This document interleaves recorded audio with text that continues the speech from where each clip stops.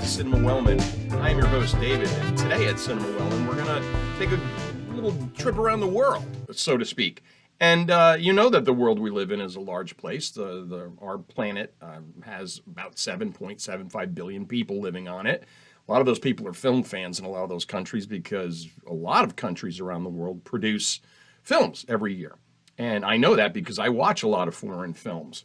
And as a matter of fact, there's an ongoing project here at Cinema Wellman, which is the House of Projects. One of my goals is to see a film from every country in the world.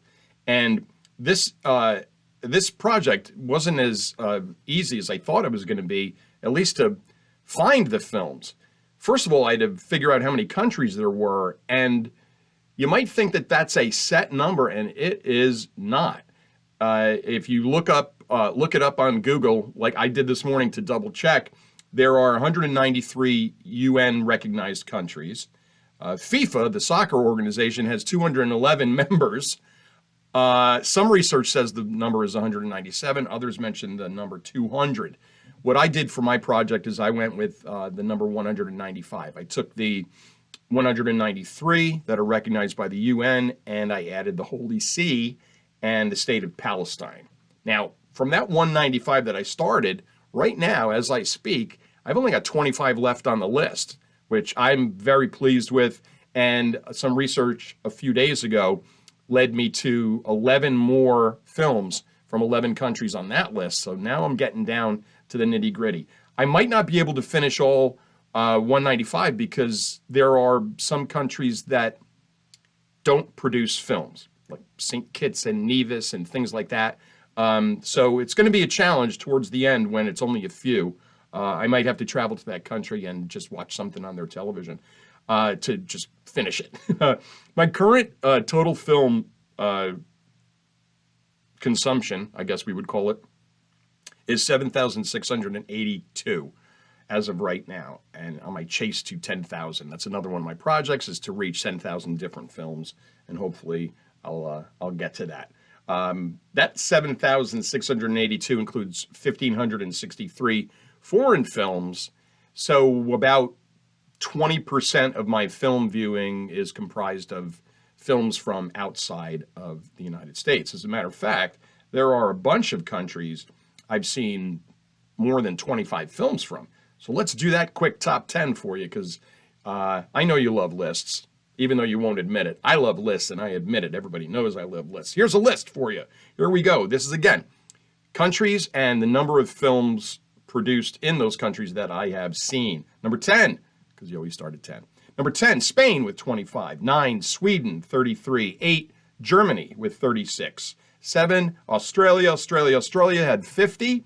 Hong Kong, 73. Italy, 85.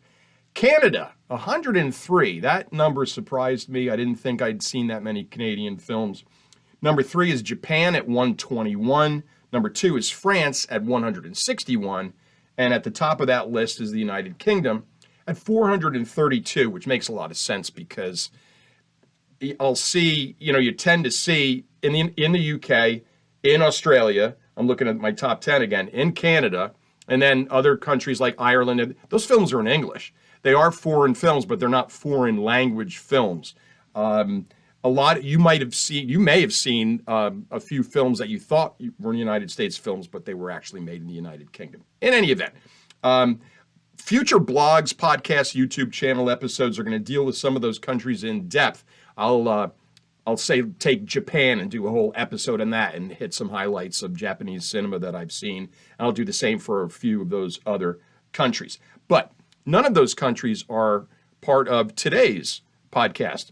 Today, I'm going to be talking to you about 10 different films. And those films are from Belgium, Cuba, the Czech Republic, Greece, the Holy See, Iceland, Indonesia, Iran, Poland, and Ukraine. Those are the 10 that I chose. What I did basically was I looked through my list of foreign films, and by title alone, I said, got to have that one. Got to tell the people about this one. This is fantastic. That's ultra disturbing. This is very sweet. So there are different things. And again, we're going to go all over the world, and we're going to take a look at different films that just caught my eye for some reason, and I wanted to make sure that I told you about them in case you would like to see them. Most of them can be seen, and I'll let you know where they can be seen. And I think 3 out of the 10 can't be seen, and I'll mention that as well. We're going to start off in Belgium, and a Belgian film from 2006, and the title is Tanguy Argentini. Okay, and this one is a short film. It's 14 minutes long, and I thought it was absolutely delightful. The film centers on a seemingly ordinary office clerk. I shouldn't have said seemingly because he is ordinary. He's just an ordinary guy at an ordinary office job, and he's a clerk, and it's not a big deal, and his life is like a clerk. That drudgery that you would think of every day doing the same thing. And this clerk is very interested in learning how to tango, and he gets people mixed up in that he works with to help him. Like he coerces one of his coworkers to go with him because he doesn't have a partner to help, him learn and all these things. I really want to tell you this entire story, but I want you to watch it yourself. This is available via Amazon Prime, and you can find it on Canopy. And it's so sweet. And it's got a twist at the end that it made me, and those that know me know that it doesn't take much for me to shed a tear, but little happy tears watching this. It was so sweet. It was so delightful. The ending gives you hope for the human race. And I totally recommend this one. Actually, all 10 of these films that I'm going to speak about today, I recommend them all for various reasons. This one, because it's sweet and uplifting, and some of them are not. Let's go to number 2. I'm sorry, I should mention this. They're not ranked. They're alphabetical. So Belgium went first. Second is Cuba. And this film from 2011 is titled Juan of the Dead. And the next 2 films that I'm going to talk about were part of a project that I called 24 Hours of Wellman, where I watched it. It added up to 12 movies, and I stayed up for 24 hours in a row, and I watched these 12 movies back to back to all the backs. And it was exactly 1,440 minutes. Those of you that know me know I'm a little OCD-ish. So if I was going to do this, I was going to have to do this correct. So these 12 movies added up to 1,440 minutes, and I watched 12 of them in a 24-hour period. That's going to be an upcoming episode on its own. This film and the next one, as I mentioned on the list, and the next one is Little Otik from the Czech Republic. One of the Dead and Little Otik were part of the 24 Hours of Wellman. Now, this film, One of the Dead, I'll go to my friends at IMDb and I'll read you what they say. This is a quote from IMDb, the synopsis. A group of slackers face an army of zombies. The Cuban government and media claim the living dead are dissidents revolting against the government. I love that. I love that that's the government's take. They're zombies. They're zombies, and here we go. These are political dissidents. Huge fan of Edgar Wright's 2004 zombie comedy horror film Shaun of the Dead with Simon Pegg. And I guess I wasn't the only one. This isn't a remake, but it obviously has a little bit of a tip of the cap and an homage all the way down to the title. It has a lot of horror and comedy, and they mix well. And it's bloody, and it's a lot of fun. The tagline under the title, and if you're watching on YouTube, you can see I got the movie poster up for you.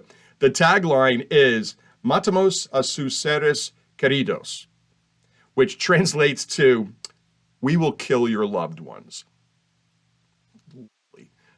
Right. Next, from the Czech Republic, from the year 2000, a film titled Little Otik. It's also known by the title Greedy Guts. This is about a couple, and they can't have children. And the wife is very upset about this and disturbed about this, that she can't have a baby and she won't be a mom.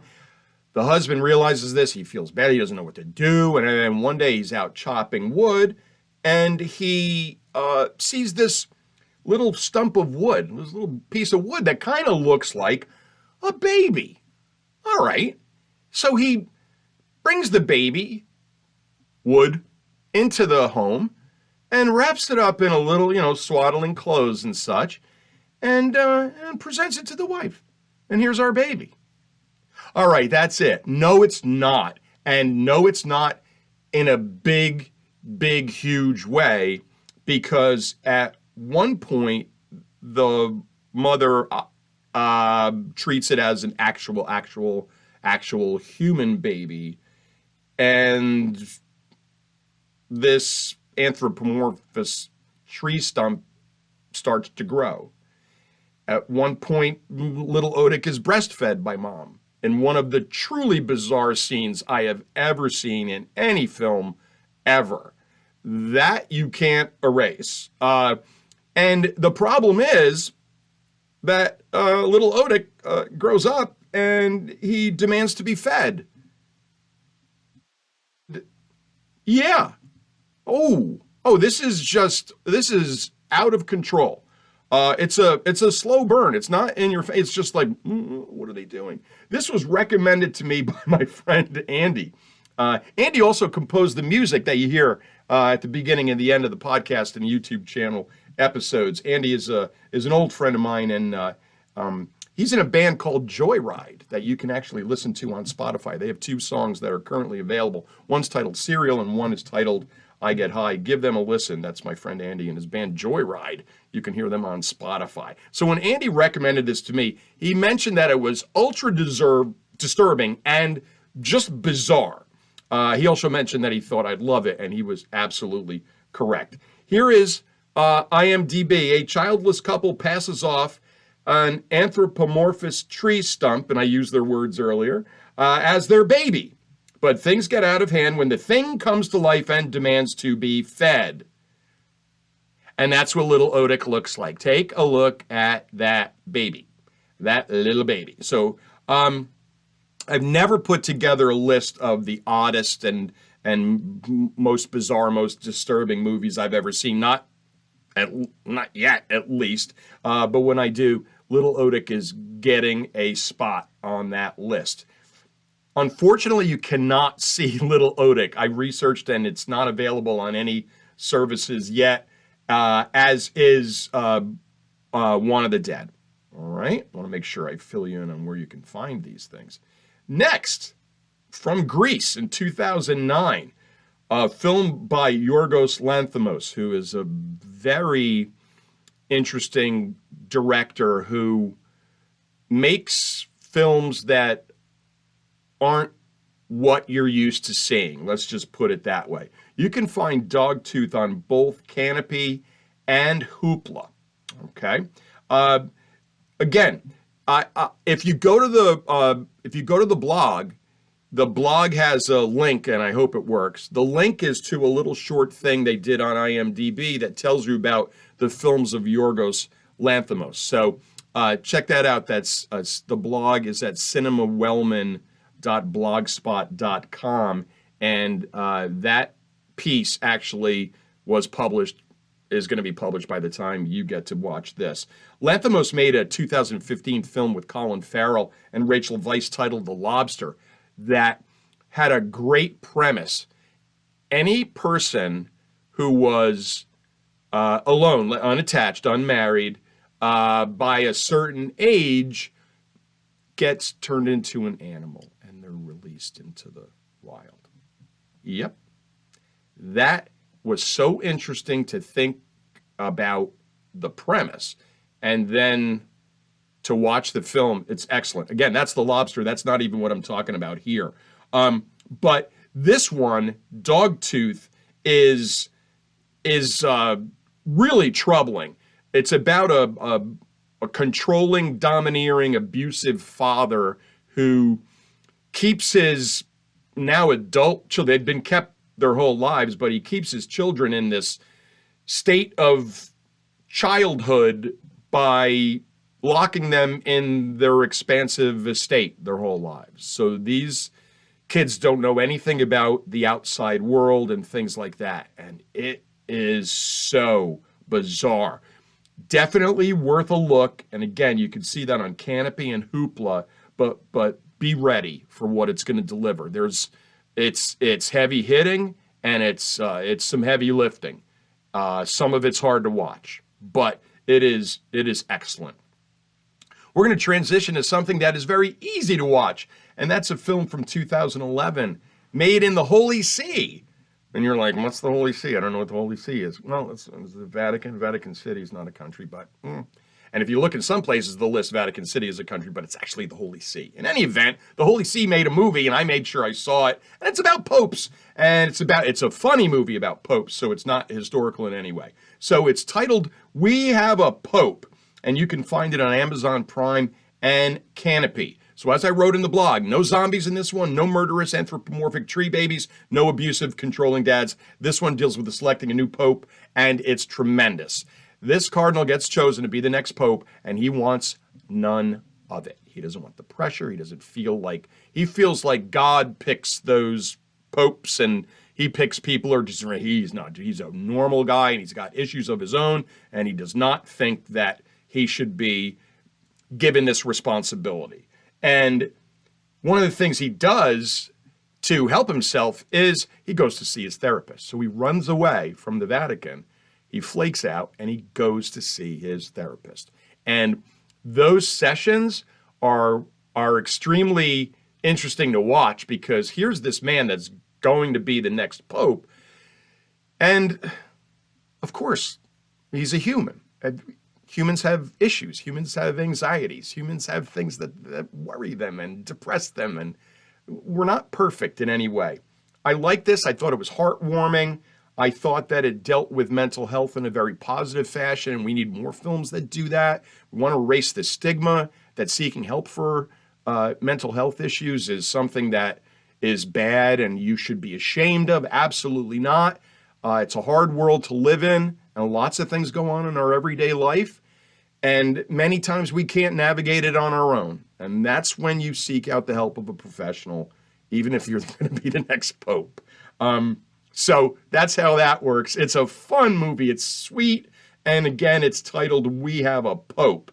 And you can find it on Amazon Prime and Canopy. And there's pay attention to the volleyball scene. There's a sequence that's just so sweet and tremendous. That's good stuff. Next, we have from Iceland, a 2004 film titled The Last Farm. Now, this currently is not available anywhere according to my research. And as I wrote in the blog, I'm kind of glad that it's not available. This was so incredibly sad that I'll surprise myself if I can get through it without my voice breaking even a little bit. It's about a solitary elderly couple that lives in the Icelandic countryside. And the winter's coming, and they have to finish up chores, and they have to get ready for winter. And they also have to get ready for a visit from their children.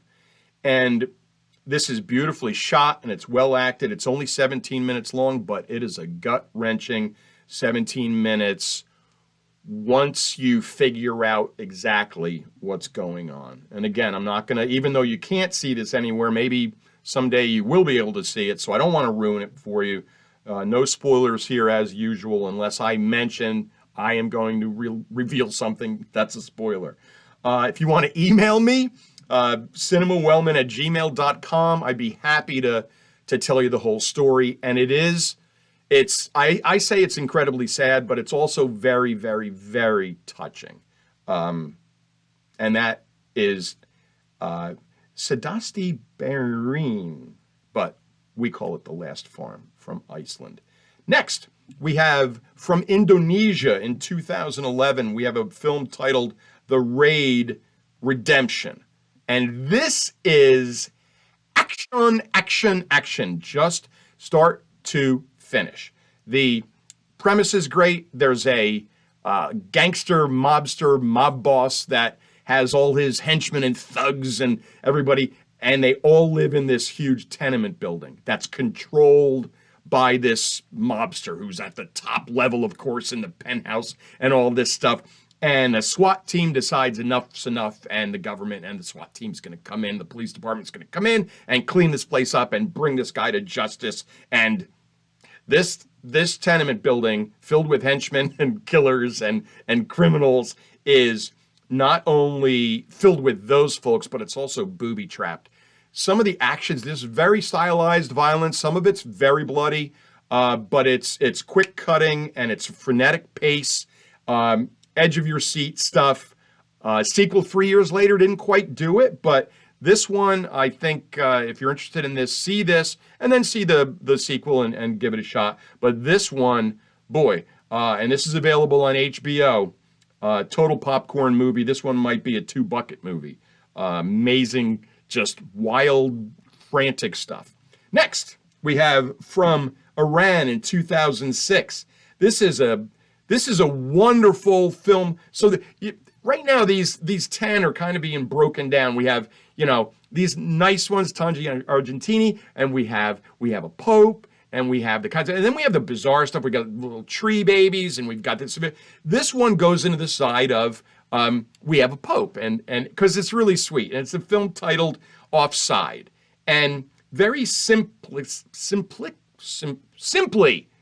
put, I haven't been in the classroom for a while. Simply put, it's about a story. It's a story about young women in Iran going to a soccer match.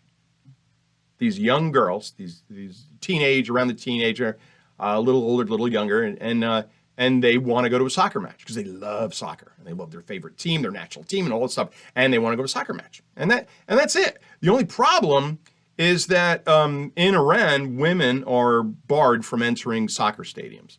So we get to see what these young girls try to do to get in. There's schemes. There's them dressing up. One dresses up as a security guard. It's fantastic.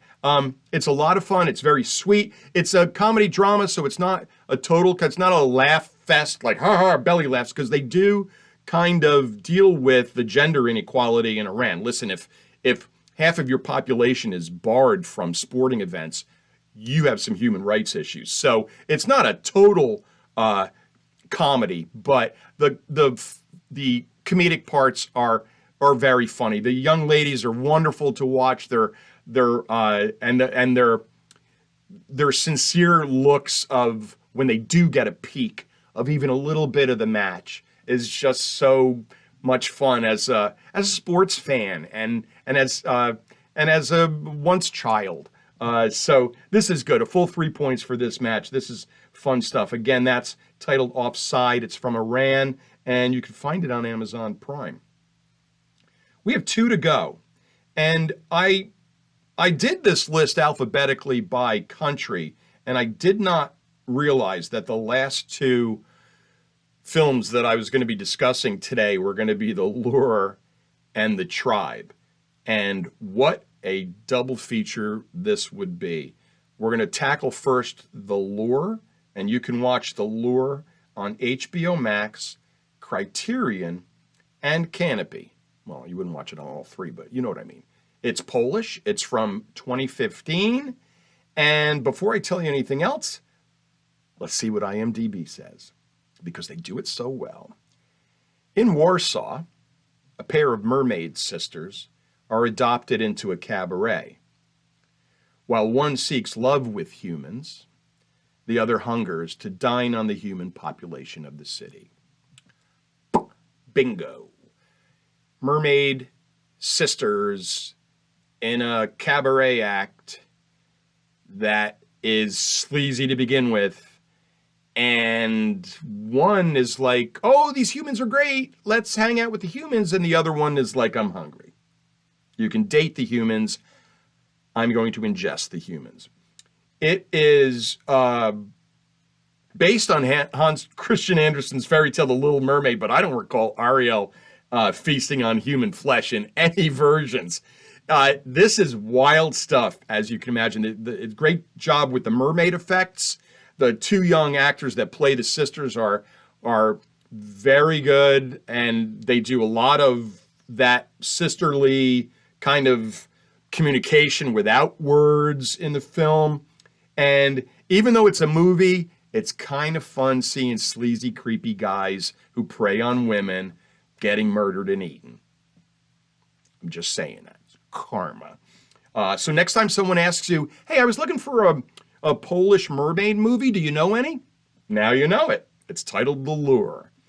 And we're going to finish today with a Ukrainian film from 2014 that is titled The Tribe. You can watch this on Fandor, Plex, and Crackle if you have any of those. I believe Plex is free and the other two are subscription.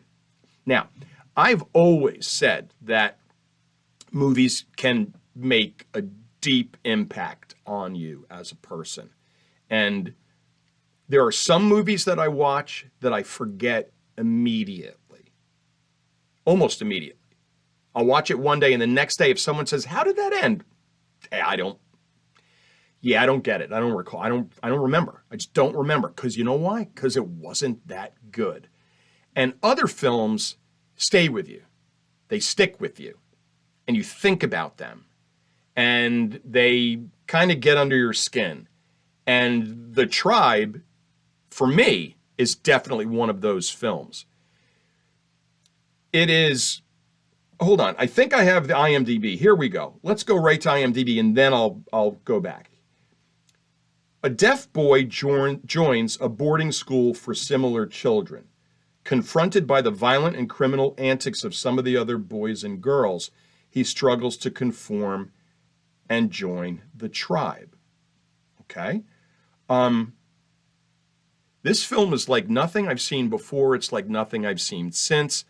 If you've had conversations with me in person about films, there's a chance that I mentioned this to you and told you all about it. That's how much of an impact it had on me. Now, I've seen many films about deaf characters featuring deaf actors over the years, including the wonderful Coda from 2021 and Sound of Metal from 2019. Now, both of these films employed deaf actors to add authenticity and also, you know, it makes the film better. It's more authentic, it's more believable, it's more realistic, and we're going to be more invested in it. Now, The Tribe takes this to a different level. Unlike Coda, which had speaking characters, unlike The Sound of Metal, which had speaking characters, The Tribe is made up of entirely a cast of deaf actors. So there are no spoken words of dialogue at all. The entire film is in sign language.